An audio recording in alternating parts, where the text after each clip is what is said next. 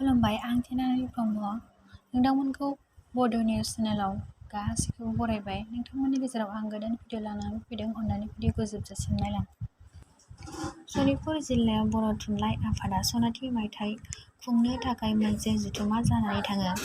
फैगौ दिसेम्बर दाननि 3, 4 आरो 5 अक्ट'खालि सानथामनि हाबाफारिजों सनितपुर जिल्लानि बर' थुनलाइ आफादनि सनाथि मायथाइ खुंनो थांखि लानाय जादों। बे सनाथि मायथाइ फोरबो आरो 50थि बोसोरसालिया जथुम्माखौ सा दिखियाजुलिनि बाथासिफुरनि मिलन गेजेर आरो गोजौ फरायसालिनि गेलेग्रा फोथाराव खुंनाय जागोन होनना खौरां मोन्दों। टकिय' अलिम्पिकआव जेभलिन थ्र' खुबैनो हानानै सनानि मेडेल मोननो हानाय नीरज चोप्रा बिथांखौ सनमान होनायजों जोंनि भारत हादराव बोसोरफ्रोमबो 7 आगस्ट एबा नीरज चोप्राया 7 आगस्टआव टकिय' अलिम्पिकआव सनानि मेडेल मोननो हानाय सानखौ जेभलिन थ्र' सान फालिनाय जासिगोन होनना खौरां मोननाय जादों। बेनि गेजेरजों हादरनि लाइमोनफोरखौ खेलजों सोमोन्दो थाहोनो नाजानाय जादों।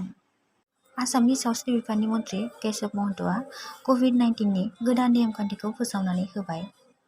गासै जिल्लायावनो कार्फ्युनि समा एखे जाबाय। मोनानि 6 रिंगानिफ्राय फुंनि 5 रिंगासिम कार्फ्युआ सोलिगोन आरो गुबुन जिल्लायाव थांलाय फैलाया बन्द'आनो थागोन। दिनै बुहुमनां सिंह सान। गुबुन जुनारफोरनि गेजेराव सिंहआनो बयनिख्रुइ समायनासिन गड किं एबा देव राजा।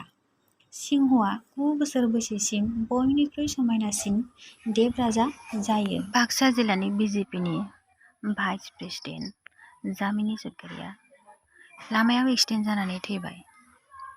बिथाङा हेल्थ मिनिस्टार प्रग्रामाव जेब्ला फिसाजों स्कुटियाव रङियानिफ्राय तामुलपुरसिम फैफिनबाय थादोंमोन, बेयावनो गंसे डाम्पारजों एक्सिडेन्ट जायो। बिथांखौ रङियानि प्राइभेट ह'म नार्सिंआवहाय लांनाय जादोंमोन।